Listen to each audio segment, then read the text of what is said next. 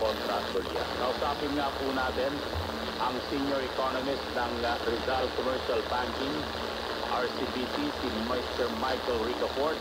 Magandang umaga po, Sir Michael. Magandang umaga po.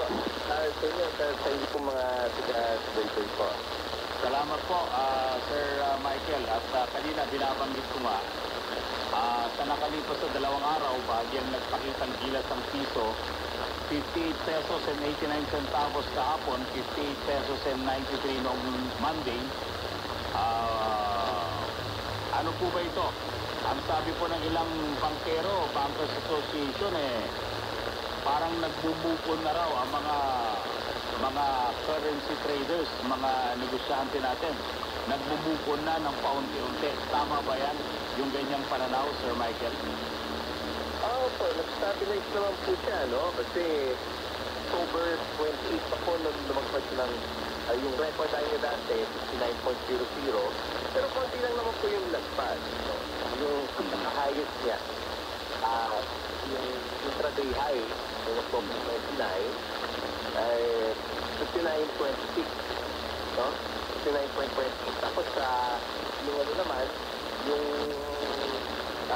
nagiging sa range na yun Hindi naman po siya lumagpas doon mula nung October 29, nung unang beses siya lumagpas ng 59. Kasi prior to that, no, may isang kasi hindi yan lumagpas ng 59.00 for like more than 2 years mula nung September 2022, no?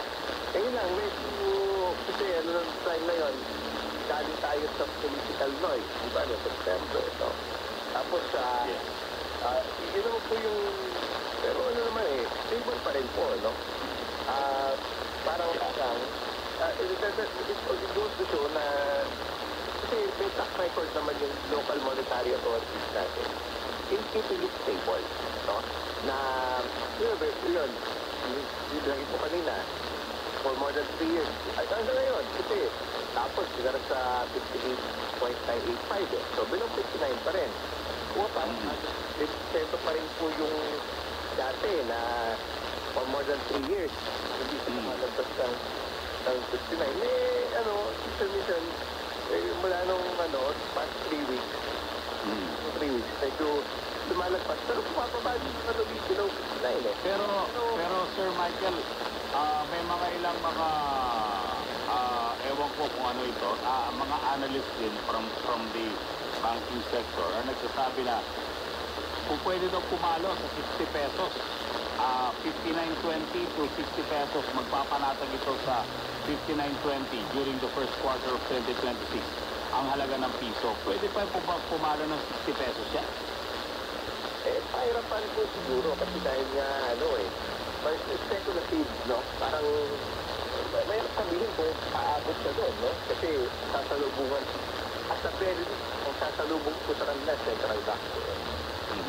Dahil tayo niya track record niya, even before, kahit sa noon for 18 long years, mula 2004 hanggang August of 2022, hindi po yung namagpas na 56-15. 18 long years yun. So may track record na ito. May pag-asa pa kaya na makabawi tayo up to at least 56 pesos? O ano ba ang pwede pang maging dahilan yan? Pwede naman po. Kasi over the past